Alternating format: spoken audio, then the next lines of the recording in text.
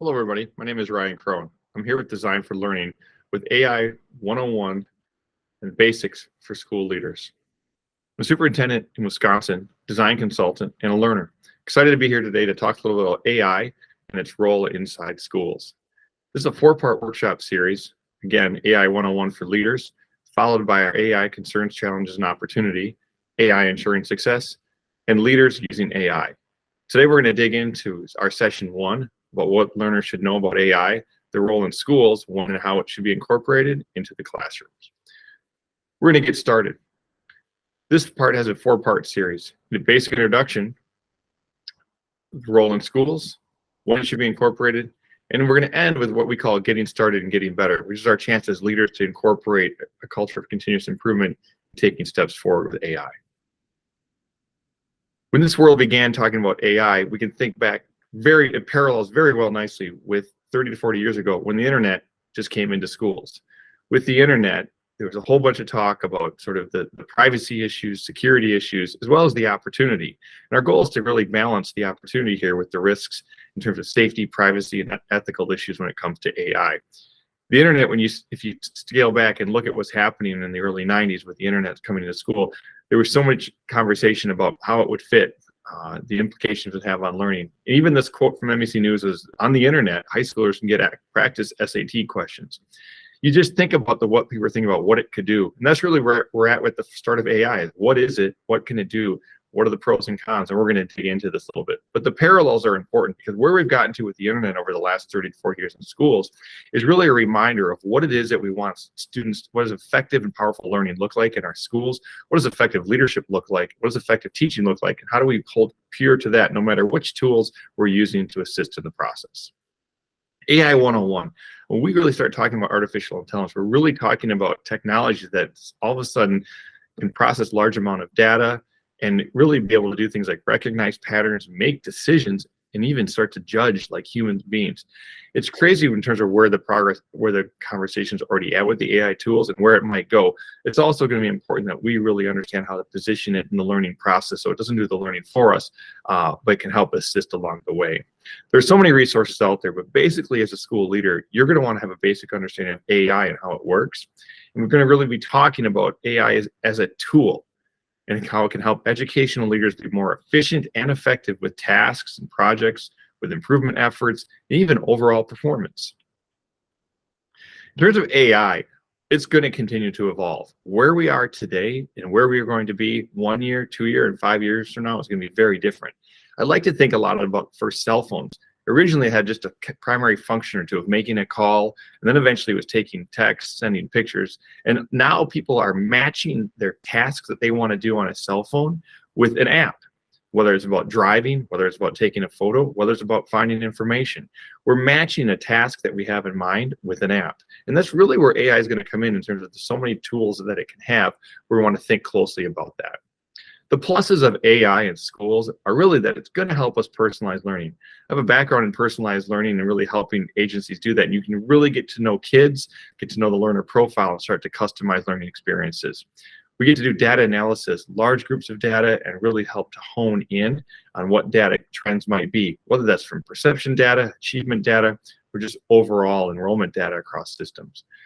We also have some administrative efficiency. We all like doing tasks that are routine or taking time and save time on that so we can do our best work. I'm going to come back to that a lot. Really, it's about us finding a way to be more efficient so we can do our best work, giving feedback to kids, really engaging in great conversations and leading our organizations forward. And last but not least, just continue to think about how it can enhance the educational experience. There's going to be challenges and concerns along the way that'll never go away. And I mentioned them being really close to paralleling the issues with the internet.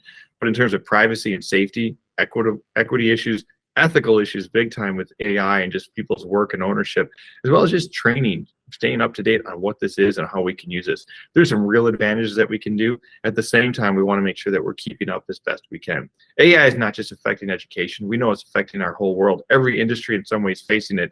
And there's a real opportunity here for education to embrace some of these pieces and at the same time not lose what we want, which is students to really have a robust learning experience and develop those skills that they're learning themselves. Next part, in terms of the role in school, is a really important piece, and I'm starting with this on this first series because it's important as a leader and as an educator. You think about this. Is it really about rules or roles? And what I mean by that, is it about setting rules for AI and strict use, or is it really about roles? And you're going to see where I'm going to get at with this. I've been asking these questions for a long time. What do you wish your learners would do? How do you define a college-ready student? And every time I ask these questions, I get simple answers. I hear more about the learner than I do about the learning. And I hear about roles, the role that we want students to play. We want them to be passionate, be creative, use feedback, include others, be collaborative, be resourceful. The role that they play in a math class, the role that they're going to play through their learning journey, I believe is equally important, if not more so, than the learning itself. It's not just about learning the math facts. It's really about learning to be a powerful learner in math, how to problem solve, how to be creative, how to use feedback, how to show leadership, how to communicate effectively. Well, the reason I'm bringing this up is because if we're about nurturing a powerful learner for the future, where they have the skills, the knowledge, the character, and the learning to do, this isn't just about a fast acquisition of getting an assignment done or writing a paper or using tools to quickly get information. This is really about understanding how these tools can really work alongside and how learners can use these tools to take their learning to the next level and push themselves beyond. It's about nurturing a powerful learner and not just a proficient student. At the same time, that way, when we define rules, we want to define the role first. So it's important in this spot when we're going to have you think about how would you define the role of a powerful learner in your classroom. Think about walking down the school of a high school hallway. What do you want to see a student doing in a science classroom? What do you want to see a student doing who's writing an essay? Or a young learner learning to read or solve math problems? Once we define that role, then we can define some AI rules and guidelines that allow students to really play into that role effectively so that they can learn the skills. And it's not just about content. It's the same for teachers. What do you want to see your teachers doing? Providing great feedback for students, designing great collaborative experiences, and being a part of creating assessment practices and authentic experiences and project-based learning. Well, if we're going to ask for things like that, then we wanted to define some AI rules around that so that the teachers can really still have a guideline of what their classroom can look like from an enthusiasm and excitement standpoint. At the same time, pushing for educators to use AI rules to help them craft those lessons, to help give students powerful feedback and do some grading. So we really want to find how we want AI and which tools to support what's part of the rules or the roles for students. I often think about this when I go into a classroom. Give things kind of a 0, 1, or 2 in my mind. And it's 0 when a student is just sitting and getting information put on them. A 1 is when they're sort of engaged with information, and a 2 is when they really sort of own the experience. They have greater ownership, agency, and responsibility for their learning. Well, when AI takes over the learning, we're going to be in that 0 mode. When AI kind of assists as students are really capturing and learning, bringing their learning to life, demonstrating experiences, debating, we're in that 2 mode. So you could have AI as a part of any one of these stages, but we really want to think about what's the role we want of our learners and how do we continue to design for learning. Just as a reflection piece, continue to define the role of the learner, continue to define the role of the educator, and now from there, start to draft the AI rules that you'd like to see and how you'd like it incorporated in your school. The next piece is just when it should be incorporated. I used this quote a few years ago for myself, and it was as a New Year's resolution. A leadership goal of mine was to be efficient at being effective, not the other way around. When you think about being efficient at being effective, what I want to do was really get lean at being as effective as possible. Now, a lot of people can be effective at being efficient. They can make things easier, but it doesn't mean it was really effective. So when I think about my role as a school leader, I had to think about what are the most effective things that I could do with staff, with our community, and as part of meetings and part of bringing people together. But I wanted to be really, really efficient at tasks and organizing those events. It's the same with teachers. If we start to think about using AI to help us be efficient at being effective, we might be able to process data better, communicate better, create lessons better, and really do some of the management or administrative tasks efficiently so we can be more effective with kids in terms of feedback and collaboration and really designing learning. When you think about it, I mentioned this before with the smartphone, like your phone, AI is a tool. So the app matches a specific task. Again, GPS for travel, or many of the other tools that you have. What you're going to want to do when we start to dig into AI and learn what we can do is we want to match the AI and the tool that we're asking to do with a specific task. If it's about a teacher finding AI and finding tools that can crunch data and process it to create maybe more flexible groups for kids, or to recognize learning trends, or to be able to break down an assignment, those tools would be great. If it was about students using some of the AI tools to start to do inquiry and get tasks to start and gather data, we want to find what those would be. There are so many tools out there for AI right now, and our goal is to be able to find the ones that match what it is. If you start Googling AI tasks, tools, and tricks, for schools and for classrooms, you're going to find right now we're in an abundance, just like apps, they're out there. What you want to do is hone in again on what role do you want this app to play in your math classroom, in your social studies classroom, and other pieces like that. So we can keep defining it. But think about it like a match, similar to how we're doing apps right now. So how do we get started? I always say just start by jotting down a list of tasks that you might be doing in your role as a superintendent, as a principal, as a teacher. Write some of those projects. It might be around communication. It might be around data. It might be around feedback. It just might be around meetings. It might be about connecting with parents. If you can be able to write some massive customized communication letters around some projects and you can save time doing that, you can spend more time with your students or giving great feedback. If it's about professional development, you might be able to put together a list of opportunities for learning or dig in to do some additional learning on how to make tomorrow's lesson more student-centered. Or if it's really about setting up a meeting, you might be able to use AI to frame meeting frameworks, topics, and really put people in groups that allow for multiple areas of feedback. So start with a list of tasks that you normally do in your job. From there, start to pick away at which AI tool. What task are you looking at being more efficient at? What tool would help with that efficiency?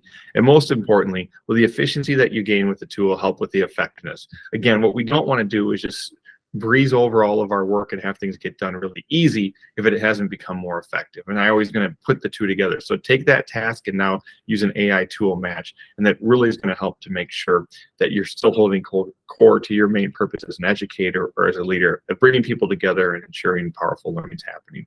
Here's an example that I've just explained. AI can help streamline tasks and can free up time to focus on other leadership actions, leading teams or collaborative work or strategy. So if I use it to generate a new weekly schedule for teachers based on their subjects, and I've just saved time in building that schedule, one of the most important things to do now is to take a leadership action to bring that schedule forward and allow people to have feedback on it, to talk about it, to deepen their understanding about that schedule and be more collaborative as we go forward. Or if we've been analyzing semester attendance data, we want to recognize patterns, we might want to be really efficient with the analysis of that data, but we want to be really effective in our reaching out to families and thinking what strategies we can do next to get that attendance rate up. What I'm trying to do here is balance making sure we use the tools to be really, really efficient at some of the things that take some time so we can be really, really effective on the back side. But again, even just ideas you might be able to use it to generate ideas for parent engagement across the school year. You've just saved some time on some tasks, but at the same time, now you're doing those activities with parents and you look back and you recognize how some of these tools are helping not only do the engagement activities, but maybe to capture some data along the way that you could break down time and time again. From a leadership standpoint, is the juice worth the squeeze? What I mean by that is you're looking at being more efficient in your work so you can be just as effective, but always asking yourself, if you're going to use AI for a tool to be efficient, make sure that the time that you're saving can really put into more effectiveness for students, for teachers in the classroom, or for your organizational performance measures. Again, reflection on this part again is just to think about the difference between being effective and being efficient and really making sure that the tools you're using are guided towards being more effective. Look at the match between a task and a tool. Get your task list going and find those AI tools. Search out tools that will help you be more efficient with data or administrative tasks. And last but not least, continue to think about your role as a leader and what is the most important thing you can do in your role and how can you save time from tasks so you can do the most effective role you have with people. Last but not least, I call it getting started and getting better. This is an important piece here in terms of this work. Anytime we get started with AI, just like we did with the internet 30, 40 years ago, it's going to be an ongoing journey about what we learn. I always say this question, just start asking what's working, what needs work, and what's our next work. That's a basic framework for a plus delta. But when you start to bring AI into your school and you take time to talk about the tools of AI, what's working, you're going to be able to continue to talk about the benefits of things. When you hear what needs work, you're going to hear about some of the challenges or some of the barriers. But working together to continue to define what's our next work will be an important process in your culture. AI in and of itself can take that data that you're collecting and find themes and trends. That's how we want to use this data. So collecting feedback from a mass of students and parents or even your staff and using AI to help decipher what's working, what needs work, and what's our next work, we'll find some major themes that you can use to go forward. It's the idea of getting started and getting better. But in the end, you want to know what the benefits are to using AI so you can push forward. You want to know what some of the barriers are against you that's pushing back on you so you can continue to find your next work and helping your organization reach performance excellence. Again, just a reminder, with AI coming into your system, give it time, but center your leadership efforts around it to bring it in at the right time with the right tool, with the right task, so that you as a leader can get the move from gaining better efficiency so you can be more and more effective in your role.